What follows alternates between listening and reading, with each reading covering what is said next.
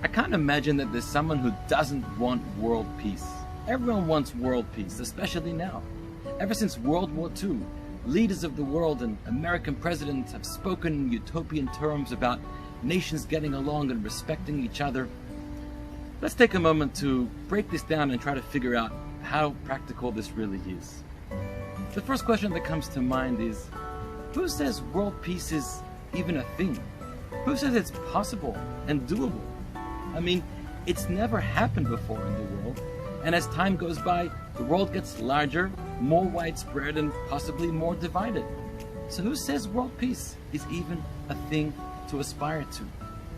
And the answer is only because God and the Torah and our prophets told us that world peace is indeed truly a thing, a real goal. They spoke not in utopian terms, but in messianic terms. They spoke about Mashiach, a Messiah, Geula, redemption, Acharit Hayamim, the end of days, where nations will get along with each other. There won't be war between one nation and another. Every nation will turn their weapons into gardening tools, and there will be a state of world peace. So how do we get there? Last week, a friend of mine called me and he was speaking very passionately about this concept. We have to create peace in the entire world. And he was evoking a lot of religious and spiritual language about the Messiah, about the redemption. So I said, listen, you're 100% correct, but I want to ask you a question. You have a brother who you haven't spoken to in nearly 10 years. It's not my fault. I said, stop. It may not be your fault. It may be nobody's fault. But the reality is that one person hasn't spoken to their brother in nearly 10 years. How do you expect, how can you even conceive of 7.5 billion people getting along with each other? It sounds outlandish. What does it even mean? So I said, you want to be able to think about world peace? This is how you start. You need to say to yourself, say the following words. I am ready to be peaceful, to be loving, to be welcoming, to be respectful of all 7.5 billion people in the world. When you say those words, stop. Think, how does it make you feel? It sounds strange, awkward, outlandish, bizarre, dreamlike, fantasy, empowering. How does it make you feel?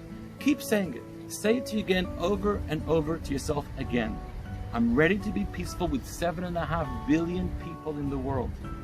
Even when you can make that genuine affirmation to yourself, we've begun to create world peace. You have started it. Once you start it, hopefully it'll be contagious. It'll be catchy. The next person will make it happen. And eventually we'll be able to see it really playing out in our world. But perhaps you don't have to reach out to the other end of the world to start creating world peace. It starts off much closer.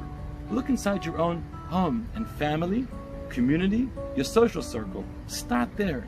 And if you can create the peace over there, it'll grow. Like a web will continue to grow over the rest of the world. One more thing. One of the most famous Jewish prayers is the peace prayer. And it goes like this. Oseh shalom bimromav. God who creates peace in the heavens, Hu yaseh shalom aleinu. He, please, shall make peace upon all of us. What does that mean?